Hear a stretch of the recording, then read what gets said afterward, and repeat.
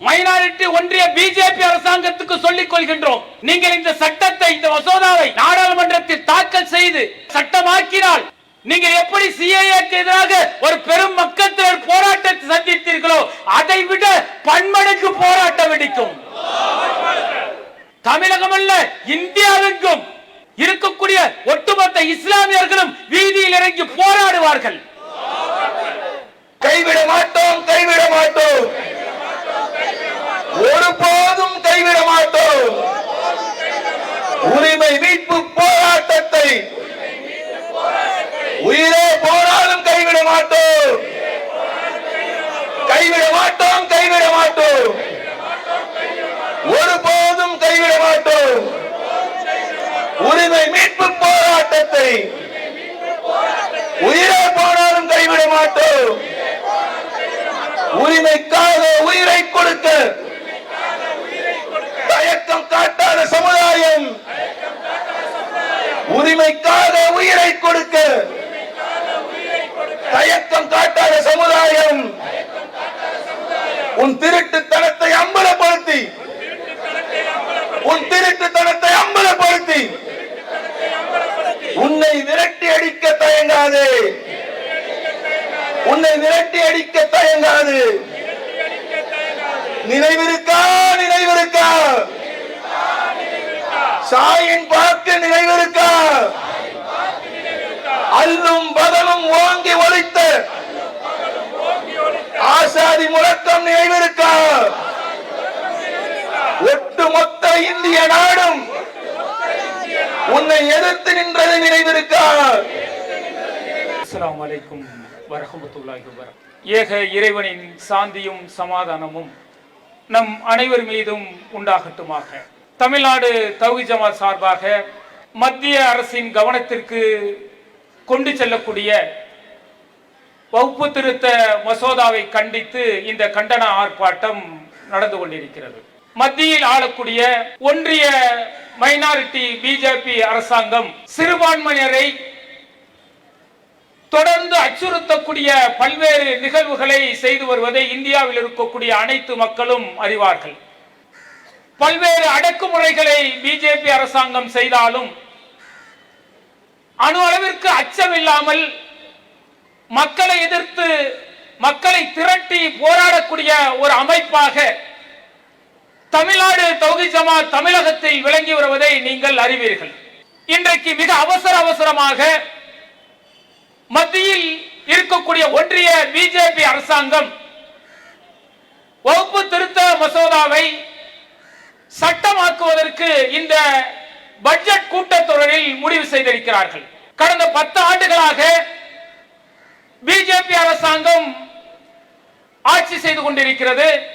பல்வேறு சட்டங்களை, இஸ்லாமியர்களை அடக்கக்கூடிய ஒடுக்கக்கூடிய பல்வேறு சட்டங்களை பிஜேபி அரசாங்கம் தனி மெஜாரிட்டியோடு கொண்டு வந்த தருணத்தில் முதலாக பிஜேபி அரசாங்கம் நாடாளுமன்றத்தில் தோல்வி அடைந்திருக்கிறது என்று சொன்னால் இந்த வகுப்பு திருத்த மசோதாவில் தான் முதலாக பிஜேபி அரசாங்கம் மண்ணை கவ்வி இருக்கிறது.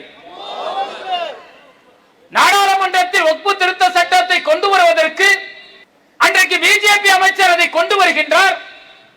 நாடாளுமன்றத்தில் இருக்கக்கூடிய அனைத்து எதிர்க்கட்சி உறுப்பினர்களும் பிஜேபி அங்கம் வைக்கக்கூடிய கட்சியை சார்ந்தவர்களும் இது இஸ்லாமியர்களை ஒட்டுமொத்தமாக முடக்கக்கூடிய செய்தி, இது இஸ்லாமியர்கள் சொத்துக்களை அபகரிப்பதற்காக பிஜேபி திட்டமிட்டு செய்கிறது என ஒட்டுமொத்த கட்சிகளும் கடுமையாக எதிர்ப்பு தெரிவித்ததன் விளைவாக ஒன்றும் செய்ய முடியாத ஒன்றிய பிஜேபி அரசாங்கம் என்ன செய்தது?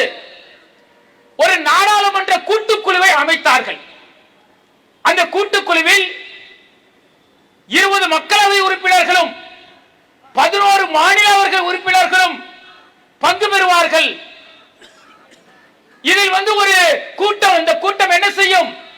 தமிழகம் முழுவதும் ஒவ்வொரு மாநிலங்களுக்காக சென்று அங்கு இருக்கக்கூடிய இஸ்லாமிய இயக்கங்களின் கருத்துக்களை கேட்டு முடிவெடுக்கும் என்ற முடிவில் இந்த கூட்டுக்குழு ஆரம்பிக்கப்பட்டது. அப்படி ஆரம்பிக்கப்பட்ட இந்த கூட்டுக்குழு நியாய வழங்கும்.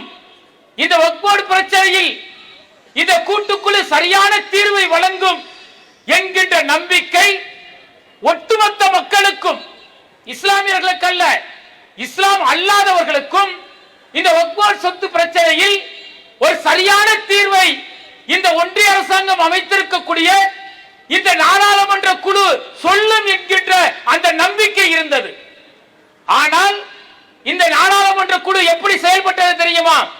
இந்த கூட்டுக்குழு எப்படி செயல்பட்டது என்று சொன்னால், அதில் இருக்கக்கூடிய 15க்கும் மேற்பட்ட உறுப்பினர்கள் ஒவ்வொரு முறையும் இந்த பிஜேபி செய்திருக்கக்கூடிய 44 வகையான திருத்தங்களை மிக கடுமையாக கண்டித்து அதில் என்னென்ன மாற்றங்களை செய்ய வேண்டும், நாங்கள் மக்களை திரட்டி நாங்கள் கருத்துக்களை கேட்டு வருகிறோம் என சொல்லி இன்றைக்கு ஆராஜா உட்பட பல்வேறு எதிர்க்கட்சியை சார்ந்த நாடாளுமன்ற உறுப்பினர்கள் ஒவ்வொரு மாநிலத்துக்கும் செல்கிறார்கள். மாநில தலைநகரங்களில் இருந்து முக்கிய அமைப்புகளுக்கெல்லாம் வரவேற்பு கொடுத்து, அழைப்பு கொடுத்து அவர்களிடத்தில் கருத்துக்களை கேட்கிறார்கள். இந்த சட்டத்தினால் என்னென்ன பாதிப்புகள் வருகிறது, என்னென்ன இடர்பாடுகள் இருக்கிறது என்ற அந்த கருத்தை கேட்டுக் கொண்டிருக்கக்கூடிய தருணத்திலேயே இந்த பிஜேபியின் அந்த குழுவின் தலைவராக இருக்கக்கூடிய அந்த நபர் என்ன செய்கின்றார்? உடனடியாக 48 மணி நேரத்தில் இந்த குழுவில் இருக்கக்கூடிய எதிர்க்கட்சி உறுப்பினர்கள் உங்களுடைய கருத்துக்களை சொல்ல வேண்டும் என்று மிக கடுமையான ஒரு நெருக்கடியை கொடுக்கின்றார்.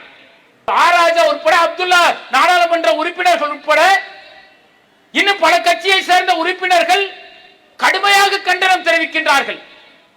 நீங்க ஆகஸ்ட் மாதம் மசோதா கொண்டு வரப்படுகிறது, ஏப்ரல் 4ஆம் தேதி வரை கால அவகாசம் இருக்கிறது, எல்லா மாநிலங்களிலும் சொத்துக்கள் இந்த வக்ஃப் போர்டுக்கு இருக்கிறது, அந்த மக்களின் கருத்துக்களை கேட்க வேண்டும், இணையதளங்கள் மூலமாக கருத்து கேட்கப்பட்டிருக்கிறது, அது 3 கோடிக்கு மேற்பட்ட எதிரான கருத்துக்கள் வந்திருக்கிறது, அப்ப இன்னும் கால அவகாசம் இருக்கிறது, அவசரமாக இந்த குழுவை நீங்கள் இந்த அறிக்கையை சமர்ப்பிக்க துடிக்கிறீர்களே, என்ன காரணம் என அந்த கூட்டுக்குழுவில் இருக்கக்கூடிய உறுப்பினர்கள் மிக கடுமையாக கண்டிக்கிறார்கள்.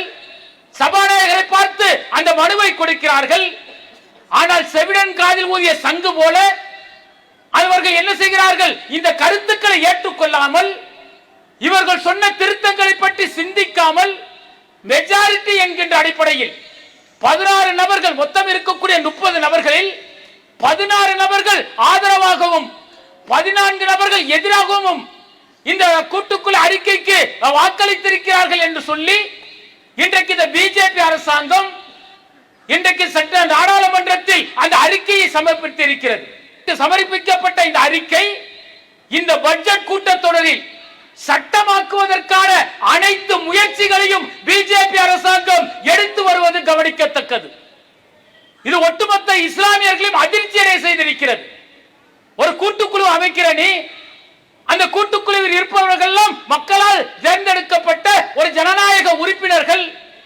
அந்த உறுப்பினர்கள் சுதந்திரமாக கருத்துக்கள் சொல்வதற்கோ அல்லது அவர்கள் சொன்ன கருத்துக்கள் கேட்ப அந்த திட்டங்களில் மாற்றுவதற்கோ இந்த கூட்டுக்குழு தயாராக இல்லை என்று சொன்னால், இந்த கூட்டுக்குழு கண் துடைப்பிற்காக அமைக்கப்பட்டது, இந்த கூட்டுக்குழு மெஜாரிட்டியாக இந்த சிந்தனை கொண்டவர்களால் அமைக்கப்பட்டது என சொல்லி மிக கடுமையாக அந்த கூட்டுக்குழுவில் இருக்கக்கூடியவர்கள் எதிர்ப்பு தெரிவிக்கிறார்கள்.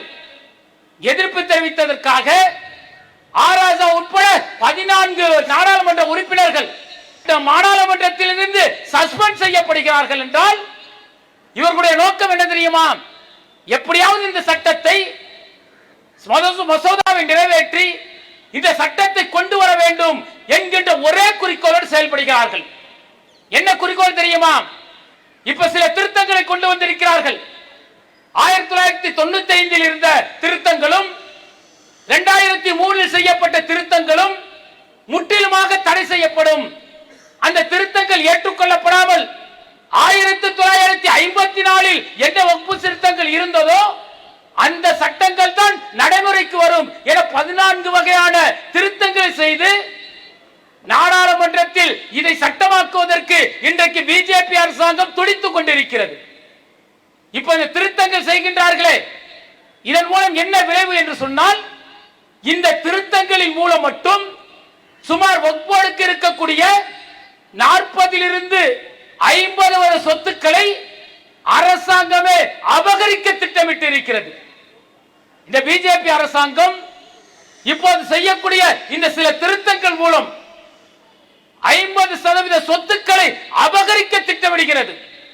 அது மட்டுமல்ல, இன்னும் என்ன செய்திருக்கிறார்கள், எங்க கோர்ட்டில் ஒவ்வொரு சொத்துக்கள் பிரச்சனையாக இருக்கிறதோ அந்த சொத்துக்களை எல்லாம் அரசுடைமை ஆக்குவதற்கு இன்றைக்கு பிஜேபி அரசாங்கம் அத்தனை செயல்களை செய்துவிட்டது. அப்ப இந்த அரசாங்கம் தொடர்ச்சியாக சிறுபான்மையினர்களை முடக்கக்கூடிய, அவர்களுடைய சொத்துக்களை அபகரிக்கக்கூடிய இந்த செயல்களை செய்வதற்கு தயாராக இருக்கிறது.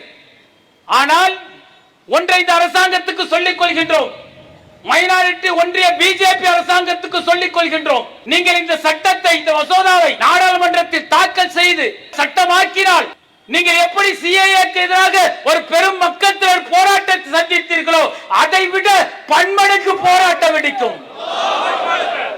தமிழகம் அல்ல, இந்தியாவுக்கும் இருக்கக்கூடிய ஒட்டுமொத்த இஸ்லாமியர்களும் வீதியில் இறங்கி போராடுவார்கள். எத்தனை எத்தனை அநியாயங்க. போய் பத்திரிகையாளர்கள் கேட்கிறார்கள், எங்க ஒவ்வொரு என்ன பிரச்சனை, பிஜேபி இந்த திருத்தங்கள் செய்வதற்கு என்ன காரணம் என கேட்கிறார்கள். ஒவ்வொரு சொத்துக்கள் அபகரிக்கப்பட்டிருக்கிறது, பல சொத்துக்கள் ஆக்கிரமிப்பு செய்யப்பட்டிருக்கிறது. அதனால் அந்த சொத்தை காப்பதற்கு நாங்கள் இந்த திருத்தத்தை செய்கிறோம் என்று சொல்லி பிஜேபி அரசாங்கம் சொல்கிறது. இந்த திருத்தத்தை செய்ய போகிறோம் என சொல்லக்கூடிய இந்த பிஜேபி எப்படிப்பட்ட அயோக்கியர்கள் தெரியுமா? இன்றைக்கு பிஜேபி 3வது முறையாக ஆட்சி செய்து கொண்டிருக்கிறது. இந்த ஆட்சியில் அவர்களுக்கு இருக்காங்க நாடாளுமன்ற உறுப்பினர்கள். அந்த நாடாளுமன்ற உறுப்பினர்களில் ஒருவர் கூட இஸ்லாமியர் இல்லை. இவர்கள் தான் மக்கள் நலன் நாடப் போகின்றோம், சிறுபான்மையினுடைய உரிமையை பாதுகாக்கப் போகின்றோம், அவர்களுக்காக நாங்கள் போராடப் போகின்றோம், அவருடைய சொத்துக்களை மீட்கப் போகிறோம் என்று சொல்லக்கூடிய இந்த பிஜேபி அரசாங்கம் இன்றைக்கு இருக்கக்கூடிய நாடாளுமன்ற உறுப்பினர்களில் ஒருவர் கூட இஸ்லாமியர் இல்லை. இது மட்டுமா, இன்றைக்கு இந்தியாவிலே மிகப்பெரிய மாநிலமாக இருக்கக்கூடிய சட்டமன்ற உறுப்பினர்கள் அதிகமாக கொண்ட அந்த ஊபியில் நிலவரம் என்ன தெரியுமா? மெஜாரிட்டியாக இன்றைக்கு பிஜேபி ஆட்சி செய்துகிறது. அதுல ஒருவர் கூட இஸ்லாமியர் இல்லை என்பதுதான் நிதர்சனமான உண்மை. இப்படிப்பட்டவர்கள் நம்முடைய சொத்தை மீட்கப் போகின்றோம், வக்ஃபு சொத்துக்களை நாங்கள் பாதுகாக்கப் போகின்றோம், இஸ்லாமியர்களோடு 2 இஸ்லாம் அல்லாதவர்களையும் அந்த வாரியத்தில் இணைத்து நாங்கள் கண்காணிக்க போகிறோம் என சொல்கின்றார்களே, இது எவ்வளவு பெரிய அயோக்கியத்தனம் தெரியுமா? அப்படிப்பட்ட ஒரு மிகப்பெரிய தவறை இன்றைக்கு பிஜேபி அரசாங்கம் செய்து கொண்டிருக்கிறது. அப்ப மக்கள் நாம் தான் சிந்திக்க வேண்டும். நடுநிலையான மக்களிடத்தில் இந்த அரசாங்கம் செய்திருக்கக்கூடிய அயோக்கியத்தனத்தை, பிஜேபி செய்திருக்கக்கூடிய அத்தனை நிகழ்வுகளையும் மக்களிடத்தில் கொண்டு செல்ல வேண்டும். அந்த பணியை ஒவ்வொரு இஸ்லாமிய சகோதரர்களும் அதை கொண்டு செல்ல வேண்டியது நமது கடமையாக இருக்கிறது. இப்படிப்பட்ட தருணத்தில் தான் பார்த்தீங்கன்னா இன்றைக்கு தமிழகத்தின் முதல்வராக இருக்கக்கூடிய மு.க. ஸ்டாலின் அவர்கள் இந்தியாவில் இருக்கக்கூடிய பிற மாநிலங்களுக்கெல்லாம் முன்னுதாரணமாக இந்த வக்ஃப் போர்டு திருத்த சட்ட மசோதாவை நிறுத்தி வைக்க வேண்டும், நாடாளுமன்றத்தில் கொண்டு வரக்கூடாது என்று தீர்மானத்தை நிறைவேற்றியிருக்கிறார். இந்த தீர்மானம் ஒரு வரலாற்று சிறப்புமிக்க தீர்மானம். இந்த தீர்மானத்தின் விளைவாக என்ன நடக்கப் போகிறது என்று சொன்னால், இது போன்ற தீர்மானத்தை பல்வேறு மாநிலங்களில் இருக்கக்கூடிய முதல்வர்கள், பிஜேபி ஆளாத பிற மாநிலங்களில் இது போன்ற தீர்மானத்தை நிறைவேற்றுவதற்கு அவர்கள் தயாராக இருக்கிறார்கள். அப்படி ஒரு நிலை உருவானது என்று சொன்னால் இந்த பிஜேபியின் ஒட்டுமொத்த இந்த கொள்கைக்கு, வக்ஃப் வாரிய சொத்துக்களை அபகரிக்க நினைக்கும் முயற்சிக்கு மரணடியாக இருக்கும் என கூறி என்னுடைய இந்த உரையை நிறைவு செய்கின்றேன். அல்லாஹு அக்பர், அல்லாஹு அக்பர்.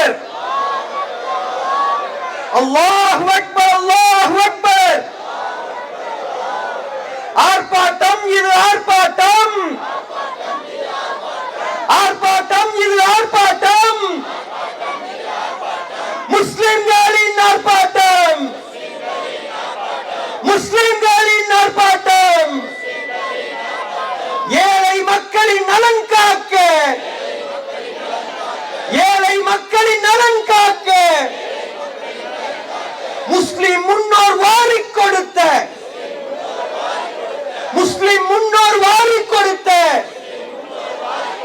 லட்சக்கணக்கான கோடிகளை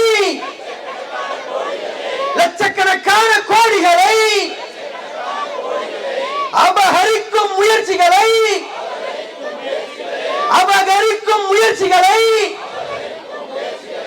முறியடிக்கும் ஆர்ப்பாட்டம்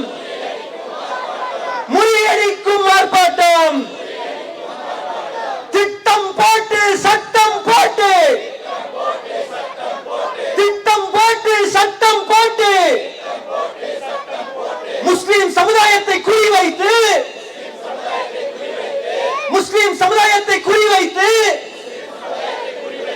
சதி செய்யும் ஒன்றிய அரசின் கயவத்தனத்தை கண்டிக்கின்றோம்.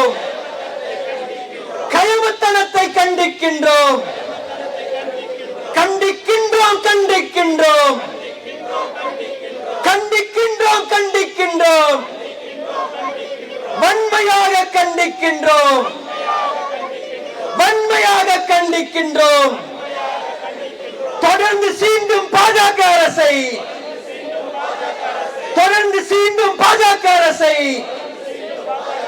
மைனாரிட்டி பாஜக அரசை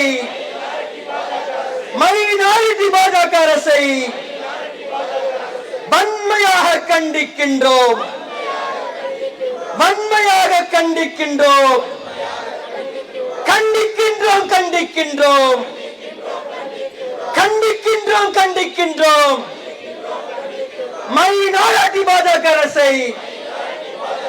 மைனாரிட்டி பாஜக அரசை வன்மையாக கண்டிக்கின்றோம்.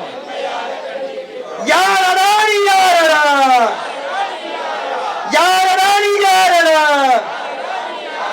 எங்கள் முன்னோர்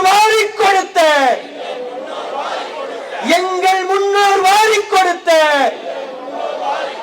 வக்ஃபு சொத்தை நிர்வகிக்க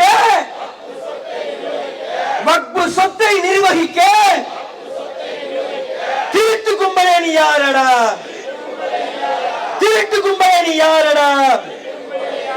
சட்ட திருத்தம் என்ற பெயரில்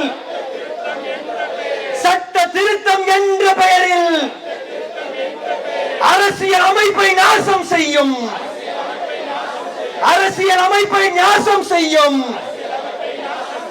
ஒன்றிய அரசின் கயமத்தனத்தை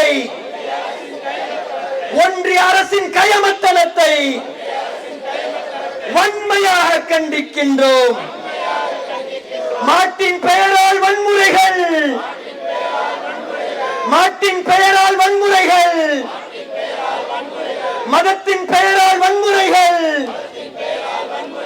குடித்த ரத்தம் போதாமல்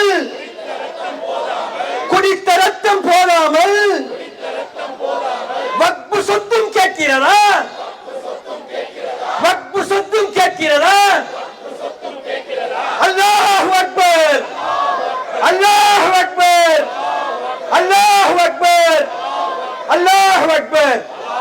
அஸ்ஸலாமு அலைக்கும் வரஹ்மத்துல்லாஹி வபரகாத்துஹு.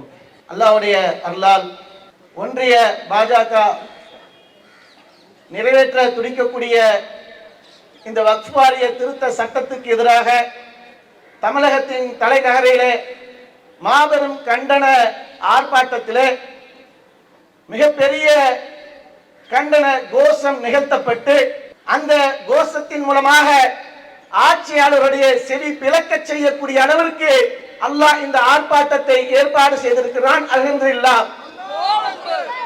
அதே நேரத்தில் இந்த ஒன்றியத்தில் ஆளக்கூடிய இந்த பாஜக எவ்வளவு பெரிய அயோக்கியர்கள் என்பதை நாம் புரிந்து கொள்வதாக இருந்தால், சமீபத்தில் சில தினங்களுக்கு முன்பாக தமிழகத்தில் தஞ்சை மாவட்டத்தில் பாபநாசம் என்ற பகுதியில் ரெகுநாதர் கோயிலில் அறங்காவலராக அந்த சமுதாயத்தை சேர்ந்த நர்கீஸ் கான் என்ற ஒரு நபரை அறங்காவலராக நியமிக்கிறார்கள்.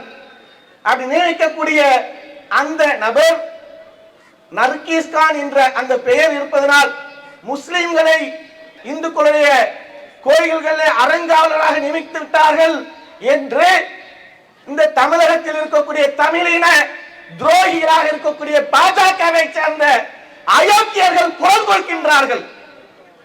அவர்களுடைய கோயில்கள்ல ஒரு முஸ்லிம் பெயரை வைத்திருக்கக்கூடிய ஒரு இந்து அறங்காவலராக நியமிக்கப்பட்டால் அதற்கு குரல் கொடுத்து கொந்தளிக்கக்கூடிய இந்த அயோக்கியர்கள் இஸ்லாமியருடைய சொத்துக்களை நிர்வகிப்பதற்காக முஸ்லிம்களுக்கு மாற்றமாக இந்துக்களை மாற்றமாக சமுதாயத்தை நாங்கள் நியமிப்போம் என்றால் அதற்கு சட்டம் போடக்கூடிய இந்த அயோக்கியர்களாக இருக்கிறார்கள் என்றால் எவ்வளவு பெரிய துரோகிகள், எவ்வளவு பெரிய சர்வாதிகாரத்தை கட்டமைத்துக் கொண்டிருக்கின்றார்கள்.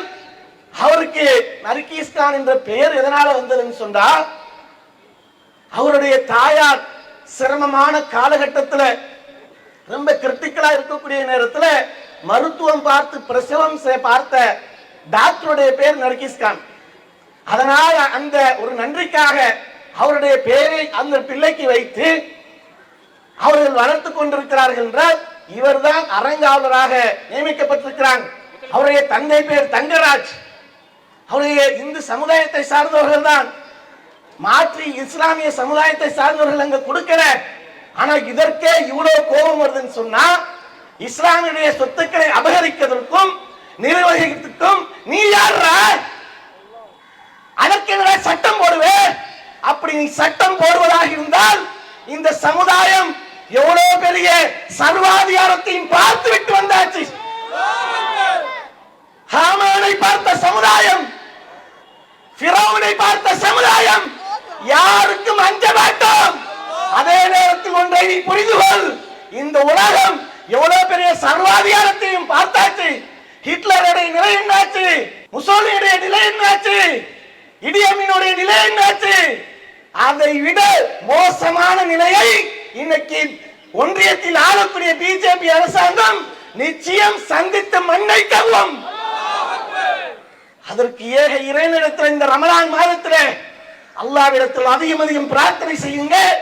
இந்த சர்வாதிகார ஆட்சியை கவிழ்த்து இஸ்லாமியர்களுக்கு ஒரு இணக்கமான ஒரு ஆட்சியை கூடிய அல்லாஹ் இந்த மக்களை பாதுகாக்கக்கூடிய அளவுக்கு ஒரு ஆட்சியை கொடு என்று பிரார்த்தனை செய்யுமாறு அன்போடு கேட்டுக்கொள்கிறேன். அஸ்ஸலாமு அலைக்கும்.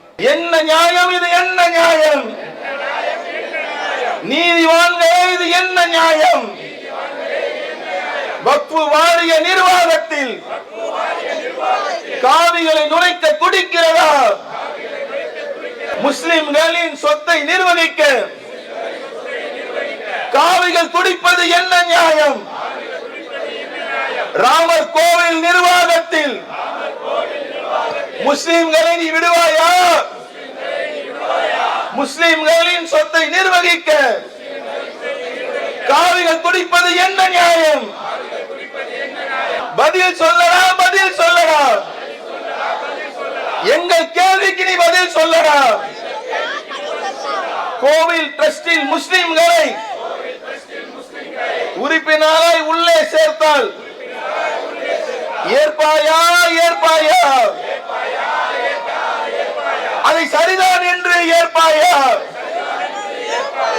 ஒன்றிய அரசே, ஒன்றிய அரசே, வாழவிடு, வாழவிடு. இந்தியாவில் முஸ்லிம்களை நிம்மதியாக வாழவிடு. ஒன்றிய அரசே, ஒன்றிய அரசே, வாழவிடு, வாழவிடு. இந்தியாவில் முஸ்லிம்களை நிம்மதியாக வாழவிடு. மாட்டின் பெயரால் வன்முறைகள், மதத்தின் பெயரால் வன்முறைகள், குடித்த ரத்தம் போதாமல் வக்ஃபு சொத்திலும் கை வைக்கிறானே. மாட்டின் பெயரால் வன்முறைகள், மதத்தின் பெயரால் வன்முறைகள், குடித்த ரத்தம் போதாமல் வக்ஃபு சொத்திலும் கை வைக்கிறானே. முத்தலாக்கில் மூக்கை நுழைத்து முஸ்லிம்களின் உரிமையை பறித்தாயே. எங்கள் நிலம் பாபர் மஸ்ஜித் அநியாயமாய் அக்கிரமமாய் அபகரித்தாயே அபகரித்தாயே முத்தலாக்கில் மூக்கை நுழைத்து முஸ்லிம்களின் உரிமையை பறித்தாயே. எங்கள் நிலம் பாபர் மஸ்ஜித் அநியாயமாய் அக்கிரமமாய் அபகரித்தாயே அபகரித்தாயே. பாவிகளே பாவிகளே பாவிகளே பாவிகளே இந்திய மண்ணின் மைந்தர்களை இந்திய மண்ணின் மைந்தர்களை அவதியாக்க துடித்த பாவிகளே, சட்டம் என்ற பெயராலே முஸ்லிம்களை வஞ்சிக்கும் பாவிகளே, சட்டம் என்ற பெயராலே முஸ்லிம்களை வஞ்சிக்கும் பாவிகளே, மாட்டுக்கரியின் பெயராலே அப்பாவிகளை கொன்றாயே, ஜெய் ஸ்ரீராமின் பெயராலே மனித உரிமை உயிரை பறித்தாயே, ஜெய் ஸ்ரீராமின் பெயராலே மனித உயிரை பறித்தாயே. ஒன்றாய் இரண்டாய் எடுத்து சொல்ல, ஒன்றாய் இரண்டாய் எடுத்து சொல்ல. உன் முஸ்லிம் வெறுப்பை உலகம் அறியும், உன் முஸ்லிம் வெறுப்பை உலகம் அறியும். உரிமைக்காக குரல் கொடுக்கும் முஸ்லிம்கள் வீட்டை இடித்தாயே, உரிமைக்காக குரல் கொடுக்கும் முஸ்லிம்கள் வீட்டை இடித்தாயே. எத்தனை வன்மம் எத்தனை வன்மம் முஸ்லிம்கள் மீது எத்தனை வன்மம். அடுத்ததாக முஸ்லிம் சொத்துக்களை அபகரிக்க துடிக்கிறாயே.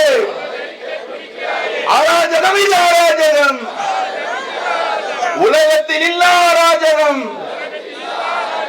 பாதுகாப்பில்லை பாதுகாப்பில்லை, முஸ்லிம்களுக்கு பாதுகாப்பில்லை, இந்தியாவில் பாதுகாப்பில்லை, வக்ஃப் சொத்துகளுக்கு பாதுகாப்பில்லை. வெள்ளைக்கார கூட்டத்தை விரட்டி அடித்த சமுதாயம், வெள்ளைக்கார கூட்டத்தை விரட்டி அடித்த சமுதாயம், உயிரை கூட துச்சமாக்கி எதிரியை விரட்டிய சமுதாயமடா. வெள்ளைக்கார கூட்டத்தை விரட்டி அடித்த சமுதாயமடா, உயிரை கூட துச்சமாக்கி எதிரியை விரட்டிய சமுதாயமடா. ஆசாதி ஆசாதி நாம் உறக்க சொல்வோம், சரி பிறக்க சொல்வோம், நாம் ஓங்கி வரைப்போம். இது எங்கள் சொத்து, வக்ஃப் எங்கள் சொத்து. உன் திட்டம் முடிப்போம், உன் தொட்டம் மறிப்போம், உன் சட்டம் தகர்ப்போம். நாங்கள் பயப்பட மாட்டோம். நீ சுருட்டிட நினைத்தால் வக்ஃபை இழக்க மாட்டோம். நீ சுருட்டிட நினைத்தால் வக்ஃபை இழக்க மாட்டோம். உங்களை விரட்டி அடிப்போம். எங்கள் உரிமை காக்க நாங்கள் உயிரை கொடுப்போம். ஓ பாசிச படையே, நீ அடக்க நினைத்தால் நாங்கள் அடக்க மறுப்போம். நீ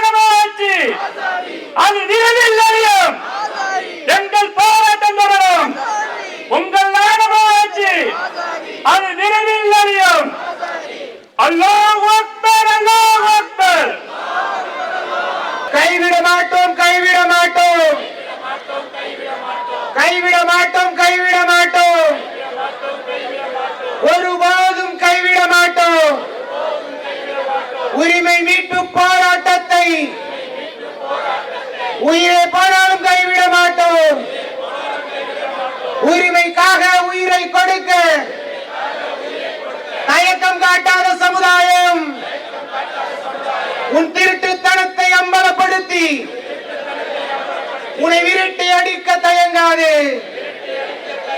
உன் திருட்டுத்தனத்தை அம்பலப்படுத்தி உன்னை விரட்டி அடிக்க தயங்காதே. நினைவிருக்கா நினைவிருக்கா நினைவிருக்கா நினைவிருக்கா ஷாஹின் பாக் நினைவிருக்கா அல்லும் மகளும் ஓங்கி ஒலித்த ஆசாதி முழக்கம் நினைவிருக்கா ஒட்டுமொத்த இந்திய நாடும் உன்னை எதிர்த்து நின்றது நினைவிருக்கா ஆசாதி ஆசாதி. الله أكبر الله أكبر.